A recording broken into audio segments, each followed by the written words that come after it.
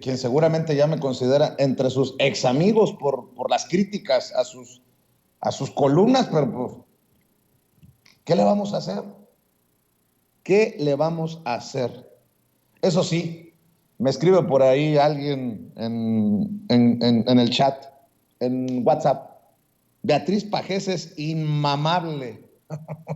Bueno, bueno, para que vea que no soy el único que piensa así. Pero vamos con Anabel Hernández. Grábenme, muchachos.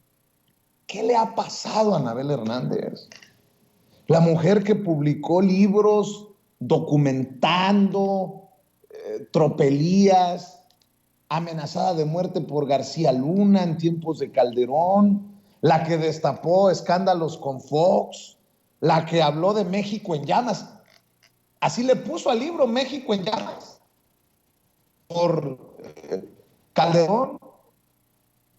Y ahora esto que escribe en la Dolce Vele, miren nada más, la peligrosa estrategia de la tensión en México. Los eventos violentos de los últimos días en Jalisco, Guanajuato, Chihuahua y Baja California de manera secuencial parecieran seguir una estrategia de la tensión, crear el desorden para imponer un nuevo orden. Válgame Dios. El presidente de México, Andrés Manuel López Obrador, anunció el 8 de agosto que la Guardia Nacional pasará a formar parte de la Secretaría de la Defensa Nacional, violentando Constitución que obliga a que las tareas de seguridad pública cotidiana deben ser solo y únicamente de orden civil. Como los partidos de oposición en el Congreso se oponen a una reforma constitucional que permita tal aberración, AMLO afirmó que lo haría a través de un decreto presidencial preanunciando un golpe a la democracia y dando un paso definitivo a un Estado 100% militar. Si yo no le hubiera dicho que esta es una columna de Anabel Hernández, hubiera pasado por un texto de Beatriz Pajés. Hasta ahí. No, si está cabrón lo que le estoy diciendo. Dice Anabel Hernández en la Dolce Vele: aquellos gobiernos de Sudamérica que en el pasado y la actualidad han girado hacia regímenes militares han terminado en dictaduras o regímenes de carácter autoritario. Partidos de oposición, incluso aquellos de derecha promilitaristas en el pasado, y organizaciones no gubernamentales de inmediato manifestaron su rechazo absoluto a la medida anticonstitucional. Incluso la ONU emitió un comunicado invitando al gobierno de México a mantener la naturaleza civil de la Guardia Nacional. Horas después de su advertencia, los estados de Jalisco, Guanajuato, Chihuahua y Baja California, los tres primeros gobernados por partidos de la oposición, de manera secuencial sufrieron ataques armados que siguieron un mismo modus operandi, una especie de manual del caos, de uniformidad atípica de las acciones espontáneas unilaterales del crimen organizado. Para explicarlo de modo más comprensible, se asemeja a una obra de teatro perversa, macabra y peligrosa que se ha montado en otras naciones como en Italia, titulada La Estrategia de la Tensión. Se trata de una vieja práctica típica del autoritarismo como el fascismo y partes de Estado desviadas con el objetivo de crear desorden para imponer un nuevo orden. El nuevo orden que quiere el presidente. ¿Y sabe qué? No voy a leer todo esto que me generó, insisto, náuseas, pero comparto un par de cosas más. Los hechos, se refiere a los hechos violentos en Chihuahua, Jalisco, Guanajuato y Baja California, los hechos no corresponden al modus operandi del crimen organizado, quienes habitualmente no atacan a la población civil en las plazas que tienen bajo su control. Cuando llega a ocurrir es causado por grupos contrarios para generar problemas a sus adversarios, y para eso se requiere de una intensa movilización imposible que no detecten las autoridades con antelación. Continuando con el instructivo de la estrategia de la tensión, el 12 de agosto la violencia hizo su aparición en un estado gobernado por el partido de AMLO, Morena, en la ciudad fronteriza de Tijuana y Mexicali, entre otras, pero fue una violencia contenida.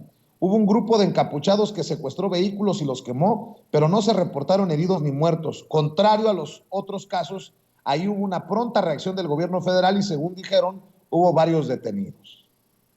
Y mostrando esa misma eficacia, y lo entrecomilla, en Michoacán, otro estado gobernado por Morena, se anunció que fueron detenidas 164 personas simultáneamente pertenecientes a una célula delictiva, cuando en realidad se trata de integrantes de un grupo de autodefensa llamado Pueblos Unidos, tolerado por el gobierno federal desde su surgimiento.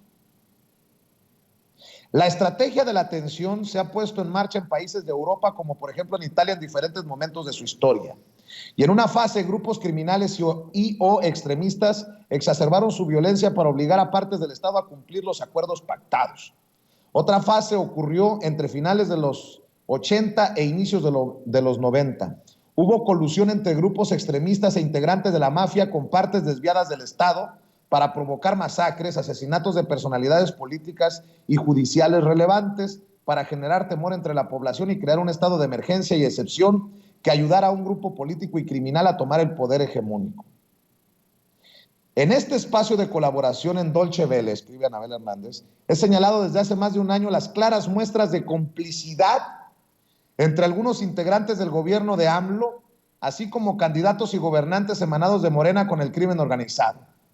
He confirmado dos modalidades de acuerdos que incluso se han llegado a complementar. Establecimiento de acuerdos de pax mafiosa para lograr supuestos índices de disminución de la violencia, aunque sea un punto porcentual, y que el gobierno federal pueda alardear de la pírrica cifra a cambio de cederles los territorios y dejarles operar sus negocios delictivos, tráfico de drogas, extracción ilegal de hidrocarburos, tráfico de personas y extorsión, entre otros, con la correspondiente protección. La otra modalidad son los narcopactos electorales, en los que candidatos y líderes del cártel de Sinaloa se han sentado a negociar apoyo a sus candidaturas, como en Sinaloa, incluyendo promoción del voto u operaciones de terror en la jornada electoral, con el fin de poder ganar las elecciones, ofreciendo a cambio igual protección e impunidad. Una fuente de información muy cercana a Palacio Nacional, escribe Anabel Hernández, y que ha sido muy precisa en consultas anteriores, me explicó una de las que yo llamaría una de las primeras hipótesis de la violencia coordinada. Cito: se trata de crear la enfermedad para después darte la medicina, generar la crisis para dar una sola solución.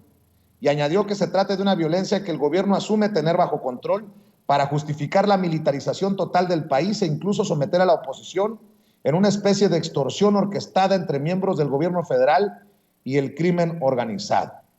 Se explicó que a 2 años de que concluya su sexenio, Andrés Manuel López Obrador tiene una carrera contrarreloj para protegerse a sí mismo, a su familia y a lo que llama su movimiento y legado político, y son tales los compromisos con el ejército que considera que ellos serán los responsables de cuidarle las espaldas y garantizar la permanencia de su legado, independientemente de quién gane las elecciones presidenciales en 2024.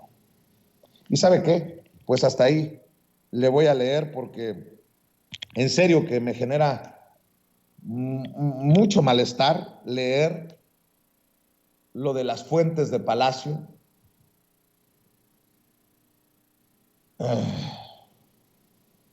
Pero bueno, ahí que quede. Que cada quien se haga responsable de sus dichos, así como yo me hago responsable de los míos.